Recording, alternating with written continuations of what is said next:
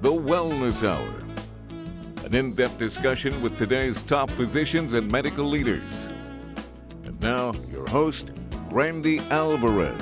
You're watching The Wellness Hour, leader in medical news and information. I'm Randy Alvarez. Today's topic, what you need to know if you're considering bioidentical hormone replacement therapy. With us, we have an expert on the topic, Dr. Stoller. Dr. Stoller, welcome to the program. Thank you, Randy. All right, now, before we get into today's topic, and I know you've been doing this for quite some time, but tell me about your practice. I mean, who is the typical patient nowadays that comes in for bioidentical hormone replacement? The majority are ladies whom are maybe preparing to go into their menopause in it or even through it, whom have lost the vitality of their lives. Okay. They're feeling tired, depressed, may not have the response with lovemaking with their significant other, and just a menagerie of things that are happening. Depressed, skin is changing, emotions are changing, hate their husbands at times. All right. Okay.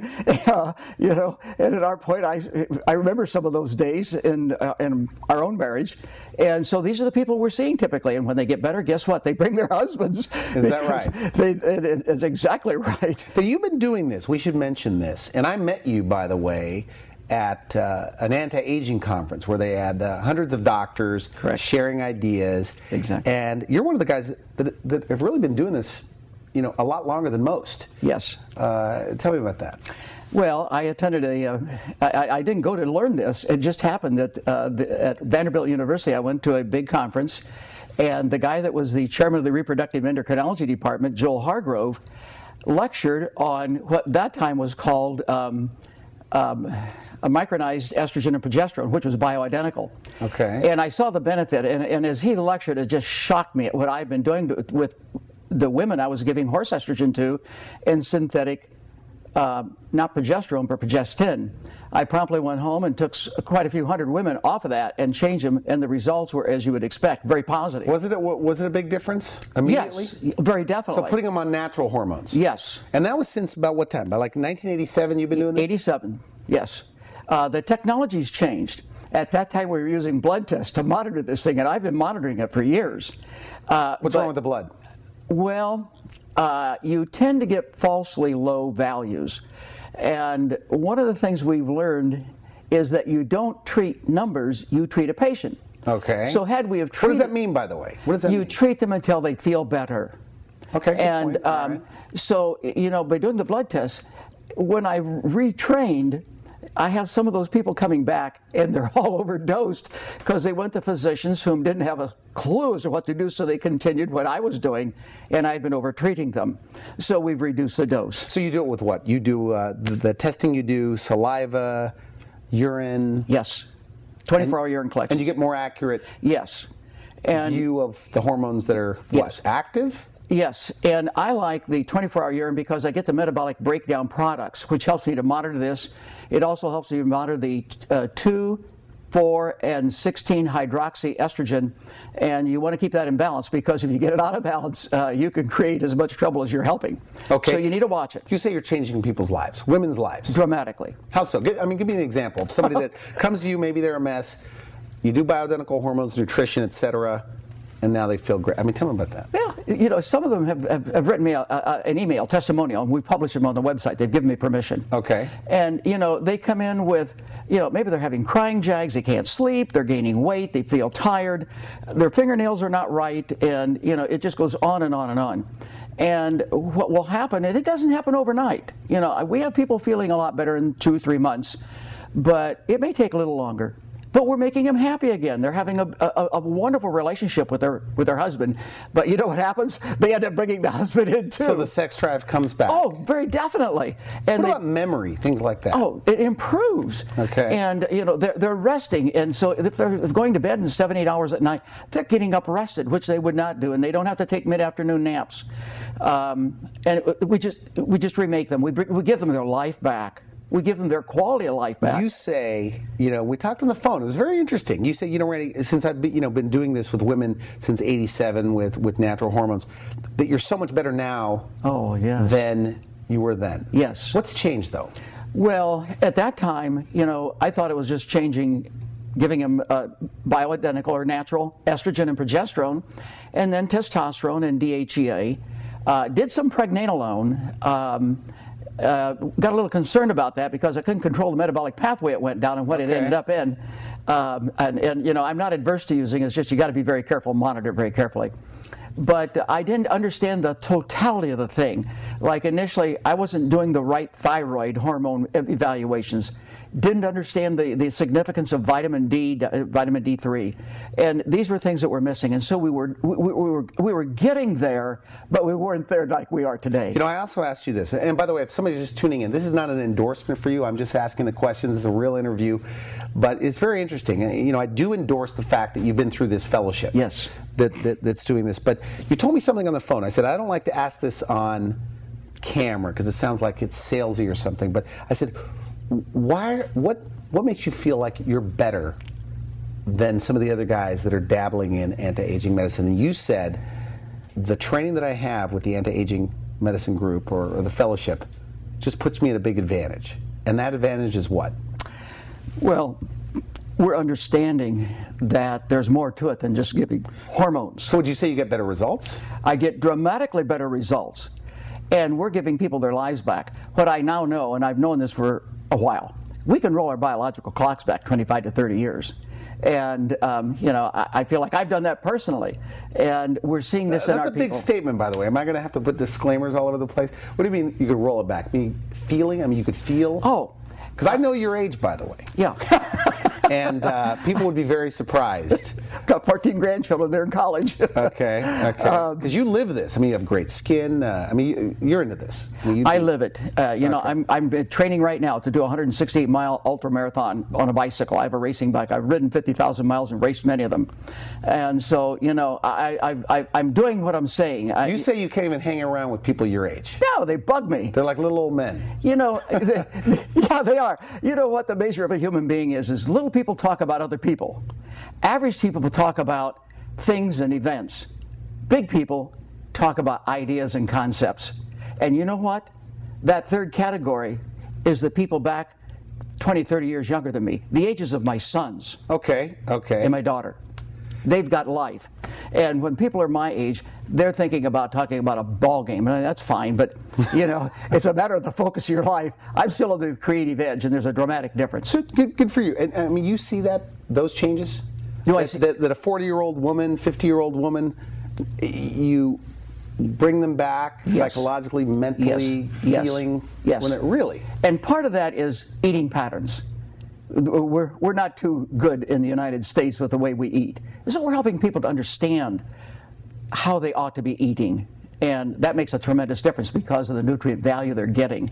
Although we use a lot of nutraceuticals, but eating is important. All right, let's jump right into bioidentical hormones. Okay, so what are the frequently, you know, woman comes to you, she's in her 40s, she has some symptoms. What are those symptoms? And what are the commonly replaced hormones? Well, symptoms can be anything from acne may be coming back, arthritis. They may be having bladder issues, sometimes infections, and they've never had them before, or pain with urination, urine loss. They may be having decreased breast size, a loss of interest in a physical relationship with their husband or significant other. Hot flashes, right? Hot flashes, and vaginal dryness. And, you know, the putting on of weight around the waist and the inability to get it off with exercise and quote, diet. Okay. And so is this all, in your opinion, just so I'm trying to understand this, that they're in hormonal decline? Yes. Almost? Yes, they are. So you restore hormones. Yes, we do. And they feel like they used to feel? They get it back. They do get it back.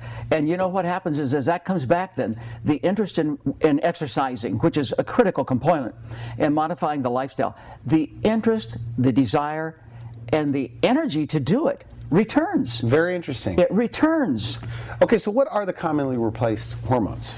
Estrogen, and there are three different estrogens. We replace two.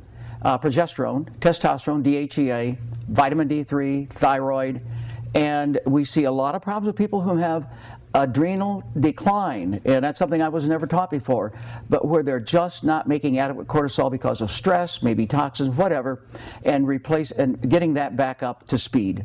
Okay, now let's talk about the testosterone. You know, in women. Yes. Because I guess you just don't think of women with testosterone. Well, they have it. How do they know if it's low? Well, that's part of the reason for the decreased sex drive, although estrogen can be. But these things all intertwine, and so you can't isolate and say, well, because there's a decreased sex drive. What is testosterone, though? I mean, how do you It's a male hormone. Okay. It's a male hormone. All right. And women have a small amount, men have a bigger amount. And so we do little tiny doses in ladies, and just enough to bring it back to the level where it was at in their mid-30s, not beyond. We just want to bring it back to where it was before they began to decline. So what's it responsible for in a woman?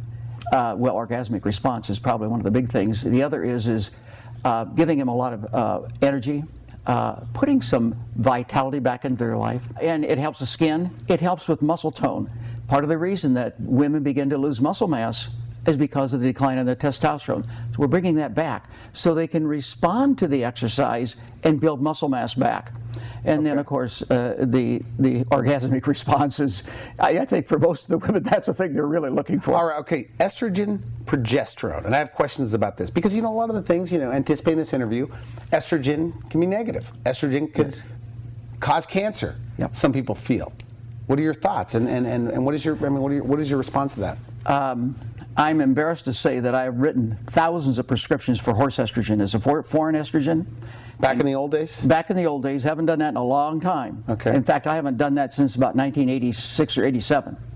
But now know that converted into a bad estrogen that preferentially went to the breast that was responsible for the increase in breast cancer in the World Health Organization study, and it has some bad effects. What we do now is using bioidentical or natural hormone, and we use what's E2 and D3, and it depends. It's all over the place because we compound this and we make it in the ratio to meet the need of the individual. Not one size fits all people. So what's estrogen good for a woman? Vaginal mucus. It brings the skin tone back. It helps with depression, particularly progesterone. Helps with depression, energy levels, mood levels, depression, clearing up cognition. Estrogen receptors are in the eye, so it's preserving the eye and helping protect against macular degeneration, which is a scourge of the aging population. Cognition, we have seen people that have Alzheimer's disease. I have done a lot of this in the last 3 years. And if we can get them on estrogen, we see them perk up. And their cognition, their mental status improves. Their scores improve. We have objective data. So do you give it alone? Or do you always give it with? Always with progesterone. We put in. Interesting. So progesterone. Yes, always balance it. The other is a little testosterone, a little DHEA, and then we look, at the other measurements. But now this whole, this term estrogen dominance. When I hear, I talk to some doctors, they say, well, having enough estrogen is not the problem. What are your thoughts? Well, when I look at estrogen dominance, to me it's an academic interest. I have not yet seen a lady who has excess estrogen. I know they're out there, I just haven't seen it yet. But what they need is progesterone and just bring the balance back to where it should be at. So the ratios are what you're looking at between estrogen and progesterone. Correct. Okay. Yeah, we just want to get that back to where God designed it to be at and get it there. So tell me about progesterone. How does a woman know if she's low in it, and what's it good for? I think progesterone, several of the biggest things. One is lack of ability to sleep. Feelings of depression are probably two of the biggies that women that are low in progesterone feel, and you can directly impact that with progesterone, particularly if we use a timed release capsule. Have you had women that come in, they're depressed or anxiety or whatever, and progesterone or whatever we're talking about here? I usually don't use progesterone alone. I use it with estrogen, but I use a lot. I use a progesterone 100% of the time in the women because they all need it, and the results are predictable. I mean, it's absolutely predictable. Don't use progesterone. So when should somebody do this, though? Okay, so a woman's watching this, 40 plus, okay, and I mean, when should they look into this? Today. Really? Today. Okay. The younger the better. In fact, the comment is that the time to be really looking at what we're doing is when the baby is in the uterus, because we can impact the intellectual level of that child. Is there any science behind what you're saying? Yes, there is. There's studies. Okay. Yes. Okay, but back to when should they do this? Okay. I mean, what are the signs where they need to look, get their hormones checked? What are they? Fatigue, the things that we've just talked about, but fatigue, lack of response sexually, sleeplessness, Skin changes, skin wrinkling. What about lighting. PMS? Does PMS increase with age? Is that one of the symptoms? No, well, in my experience, and I can only speak from my own experience, is that as they go into the postmenopausal phase, they're not menstruating anymore. So by definition, that begins to lessen. So I don't, in my population group, I'm attacking a group of people now that are perimenopause or postmenopause, and that is in the past. Okay, but when it's just starting, could PMS be? It could be an issue. Amplified? Amplified to this? No, it should be controlled. It should be benefited, but you got to balance it. You got to be very careful. But I mean, could it be amplified as part of a symptom of early menopause? Yes, okay. It could be aggravated. And again, you got to balance the hormones. You got to measure it. And I keep coming back to the same point. You got to know what you're doing with this thing and measure it. And you need to be seeing a physician that is fully trained in the anti-aging metabolic specialty, so they understand the tests that need to be done. So would you recommend that somebody that's going to do anti-aging medicine, okay, or look for a doctor that's doing this kind of bioidentical hormones, right. Should they ask, are you fellowship trained? Yes. Not only are you fellowship trained, but if you pass the boards. With the anti-aging medicine? Yes. And I say advanced fellow. That means you've taken all the courses. Now clear this up for me, because you say even the Anti-Aging Society doesn't like the word anti-aging sometimes, because you're not anti-aging. Elaborate on that. What do you mean by that? This is kind of funny, but I like to think in terms of maturation. Maturation is appropriate. Aging is a disease, and we can stop that disease. So we mature, and there is a difference, and maybe it's just in our thinking. I don't think that I'm the age I really am chronologically, and physiologically I'm not there. So what we're doing is we're altering that process by taking the individual back to their mid-30s or very early 40s and recreating the hormone balance that they had back then before the decline. Interesting. And that's what we do, and that's what delays this thing. Now, do you think by giving people hormones, and I realize if people are just tuning in, we're talking about bioidentical hormone replacement therapy for men and women, and I realize this is a big topic. You said I don't want to give the impression, but you look at exercise, nutrition, supplements, stress, sleep, and all of those things. We're just having to talk about bioidentical hormones right now. But so the hormone levels, you take somebody in their 60s, so I'm catching you right here, and you return them their levels back when they were in their 30s, 40s. Correct. And you say that they feel the way they feel used to. markedly better. Okay. And I need to add too, we do not precipitate the return of menstrual periods. I have yet to meet a lady who is postmenopausal and no longer menstruates that wants to start. And so we don't do that. So some people do. They do, and I saw that when I was not doing it properly when we were doing the blood tests, because I was over-treating them. I don't see that anymore. That's a non-entity. Do you think it's protective when in my limited research, that some believe that it's protective, helps with your heart, helps with your brain, bioidentical hormones, of course combined with proper nutrition. Right. What are your thoughts? I think there's a lot of evidence that is the case. In fact, the evidence is strongly in that direction. And frankly, that the World Health Organization used the wrong product. They used horse estrogen and a synthetic progestin, and it backfired on them. So the bad press was synthetic. That was right, but the press didn't differentiate. They didn't understand that there is a difference. Okay. The natural hormone, the bioidentical, has been going on for 60 years, and it's not being implicated in these issues. But we could be in trouble with people that don't know how to do it, doing it, and misapplying it. Okay. So you've got to do it right. So the positive message here, though, because, so in Indiana alone, thousands, maybe 100,000 women, 40 plus, that feel lousy, that don't have to be. Is that your feeling? That's exactly correct. And I know I'm right. Really? My experience just clearly indicates that I'm correct. So it's just about, so is this healthy aging? Is it age management? It's age management. Healthy aging, both are appropriate, but we're helping people. If your life expectancy, and I'm afraid to verbalize my life expectancy for myself because it's well past 100. Okay. But let's say it's 100, which I don't think is ridiculous. The whole concept is to keep that person functioning optimally to 100 and die. And we can actually measure by measuring, measuring telomerase. So we can do this. We can look and see, where are you at on the decline, or are you maintaining yourself? And we can objectively put data to that. We know that. We're going to take a quick break. When we come back, though, thyroid for weight loss and how someone may have a thyroid problem and what they could do about it.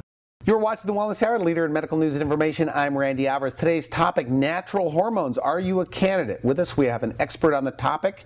He is fellowship-trained physician, medical doctor, Dr. Stoller. Okay, we've talked a lot about hormones today. Okay, so for women, thyroid. A lot of questions about thyroid and weight loss. You know, I went on the internet, I'm reading thyroid, and I'm going, I must have thyroid, right? It sounds good. Yeah. So tell me about it. Well, you know, certainly there's a symptom overlap between that and all the other hormones. But, you know, the biggies would be brittle nails, dry hair, brittle hair, hair loss, fatigue, weight gain, cold hands and feet, and just not having energy, just low energy levels. And if you do this right, you can have a big impact on it. But you say that it's not a quick fix. It is not a quick fix. It takes time, and it takes monitoring. But many people don't need it, you say. Many people are given thyroid, they don't need it. I would agree with that. What does that mean? What does that mean? Some people are getting thyroid hormone, probably the wrong hormone, and you need to look at this thing. In the population group that I serve primarily, probably aging has got something to do with their inability to convert the least active form of thyroid hormone to the more active form. And so you have to differentiate that, and oftentimes all we need to do is to give the very active form, which we abbreviate T3, and that's all they need. Okay. And you just bring that back until you normalize the test and the patient feels better. Okay, good. We're treating a patient. I'm not treating a number. Okay, so now when a patient goes to see you, okay, so it's a woman, let's say 40 plus, and I know you do men too. Oh, yes. But 40 plus woman comes to you, anxiety, depression, all of these things, or depression. Like they weren't depressed their whole life and now all of a sudden they're feeling depressed. How is there a hormonal connection there? The whole thing is very tightly interrelated. So much so that But isn't it a neurotransmitter problem and not a hormone problem? Yes, but it's a lot of other things, and it's a very complex story. We will get into measuring all these things initially to try to rectify them. But the neurotransmitters, oftentimes, if you correct these other factors, self-correct. Okay. And so there's a lot of what we don't have to attend to if we correct the big issue, and that's the hormonal issues. And then the neurotransmitters oftentimes come into balance. Okay, but these antidepressants, I mean, they do work for people. Sure. Are you able to wean people off? Is that your goal? Absolutely. Have you ever done it? Yes. Really? Yes, and they do come off. And you know what? They feel real again. I get this comment, I feel like I'm outside of my body. I don't feel like I'm who I am. Really? And this comes, the natural feel comes back. So I don't have to coach them off. Or I guess I coach them off. I direct their coming off. I don't just stop at cold turkey. But they're pushing me. Can I stop now? Because I don't like how I feel. I feel plastic. And okay. I don't feel like I am who I am. Now, so you see the symptoms of menopause every day in your practice? Absolutely. Reversed? Or diminished? Actually, diminished short-term, reversed long-term. What I mean by that, over 3 to 6 months, diminished dramatically, maybe a year until, because we're fine-tuning this and we're orchestrating this. It's a symphony. Any overnight successes? Anybody that you give testosterone or progesterone and then a week later they go, oh my goodness, I've had a few. Really? Yes. Okay. Yes. That's been a pretty aggressive broad front that we've gone after because we've treated their adrenal issues, thyroid, and hormone and other hormones, sex hormones. And yes, 1-2 weeks we've seen some turnaround. Are they cured? No. But we've had them feel better. And so we normally see them back in 30 to 40 days, and they come in feeling better. Now, you're board certified, and we're out of time, but in family practice medicine, and the part we haven't talked about is you deal with very sick people too. Oh, yes. Very sick. Like the doctor of last resort, sometimes? Yes. Unfortunately, it is that. I wish I could have seen them earlier. I have folks that my wife helps me in the practice, And afterwards I'll say, if only I could have seen that person 5 years ago. If only I could have seen them 5 years ago. Really? Yes. And it's very heart-wrenching. And I particularly saw that when I was doing home medicine of taking care into the home of the elderly that could no longer get out. And my hope is to reach their children, because they've got a statistically greater probability of having the dementive process than the population at large. Somehow you think it's like the guy that smokes cigarettes. I'm not going to be the person that gets lung cancer. I got bad news for you. And Interesting. Well, tell me this, and we are out of time. Okay, so we talked a lot about the younger women, 40, 50, but they're coming to you now at 60 and 70, 75, first-timers. What do you say to that group that's watching this? They're going, I feel pretty good. It's just part of aging, feeling tired. And what do you say to them? And we have to wrap up here, but what do you say to them? And some of those people that come in that say, well, it's just my process, it's my time of life, some of those people I may not be able to help. If they have got a mindset, if their paradigm is that this is the way it's to be, I may not be able to reverse that. Can I? Absolutely. Do I do it? Yes. Do I do it often? Yes. And so I don't care where you're at. I don't care if you're 85. It's never too late. We've seen people in their 80s that we've cognitively improved them. It doesn't matter. As long as you've got a breath and a pulse and a temperature, you can have benefit. Okay. So the second half of your life can be the best half of your life. You believe that? I not only believe it, I'm experiencing it. All right. I'm experiencing it. All right. Okay, so they can go to your website, find out more information. Yes. Call your office, meet with you. Yes. And get started. I want to thank you so much for coming on. Thank you. Big topic. We're going to have you back. Thank you. Been watching the Wellness Hour, the leader in medical news and information. I'm Randy Alvarez. If you would like to see this interview again online, we'll have it on our website at wellnesshour.com. You can just put in hormones or Dr. Stoller and you'll find it there. For now, I wish you good health. Thanks for watching the Wellness Hour, the leader in medical news with your host, Randy Alvarez, the authority on health issues.